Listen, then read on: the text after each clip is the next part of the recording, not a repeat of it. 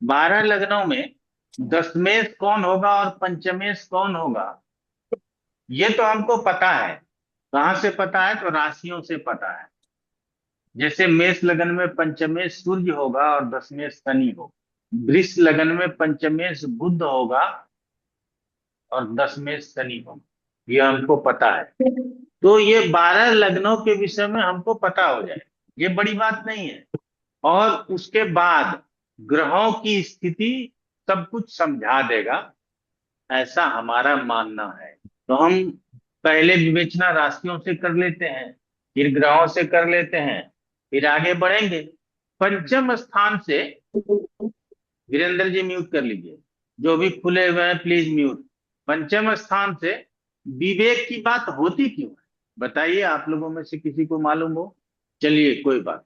पंचम स्थान से हायर एजुकेशन जानते ही हैं, उसके साथ साथ मंत्र आदि की का जो ज्ञान होता है। मंत्र आदि हमने कहा है, तंत्र शब्द का प्रयोग मैंने नहीं किया है, और दोनों में बहुत फर्क हो जाता है।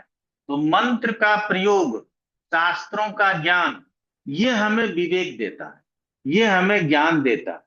इसीलिए विवेक की बात, ज्ञान की बात पंचम स्थान से करनी चाहिए। अब तंत्र की बात क्यों नहीं? हमारे देश में क्या पूरे विश्व में तंत्र साधक भी है?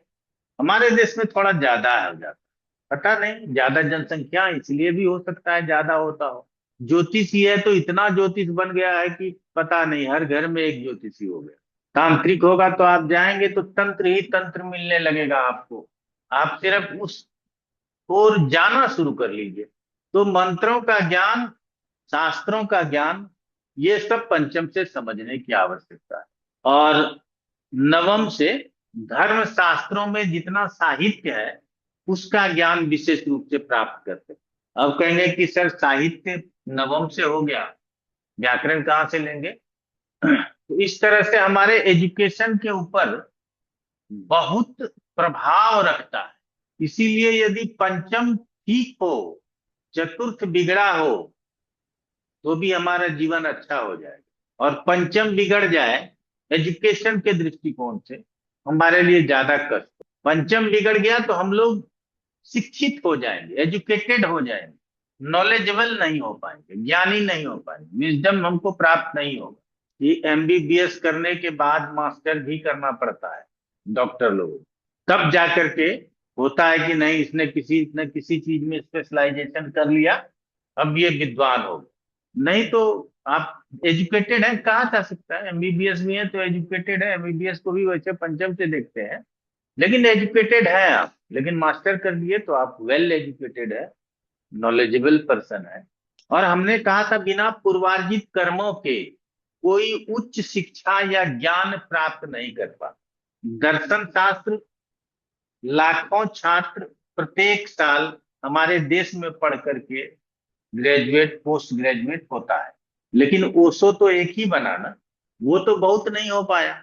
अच्छा, फिर कभी उसकी चर्चा। तो हमने कहा कि पूर्वार्जित कर्म हमारे अच्छे हैं, हमें सपोर्ट मिलता जाएगा और हम पढ़ते चले जाएंगे। बी आर अम्बेडकर जी का जीवनी जो है, थोड़ा सा पढ़िएगा।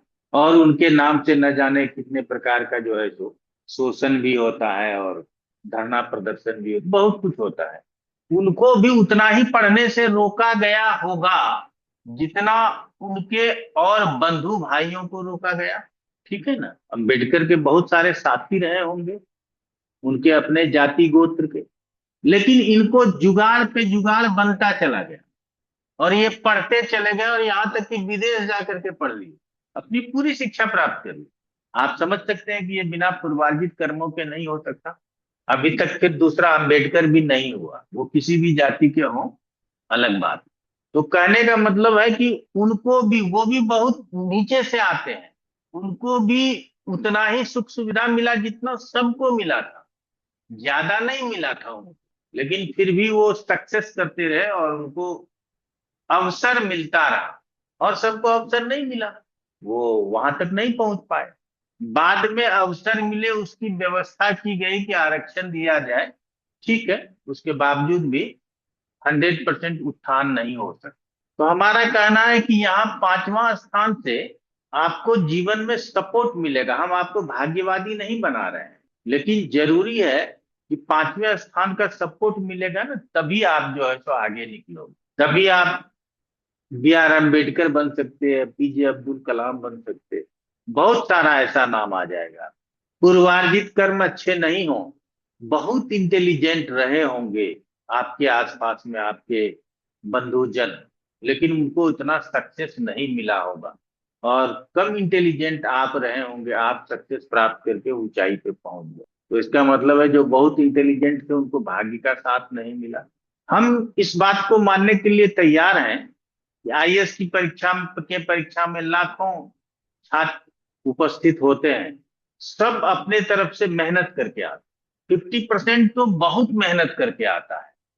50% बहुत मेहनत करके आने का मतलब है कोचिंग लिया, इतना किताब पढ़ा, 8वीं क्लास से पढ़ना शुरू कर दिया, और उस 50% में इतना दम होता है, उसमें से कोई भी पास हो सकता है।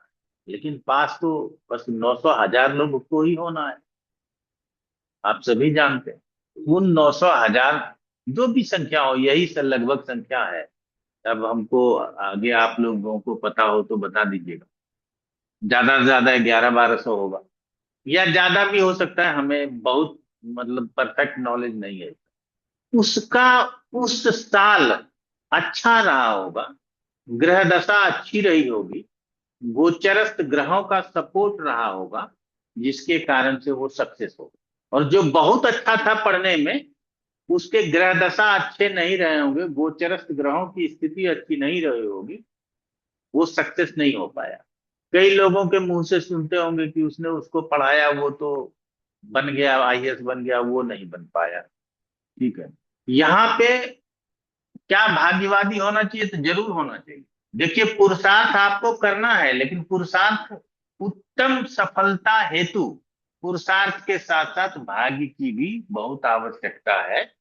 और इस तरह के सफलता के लिए, जिस तरह की सफलता हमने आपको बताई कि अम्बेडकर बनेगा, कोई अब्दुल कलाम बनेगा, कोई IAS बनेगा, कोई IPS बनेगा, ऐसे लोग बिना पंचम के सपोर्ट के, बिना पूर्वार्जित कर्मों के सपोर्ट के नहीं बने।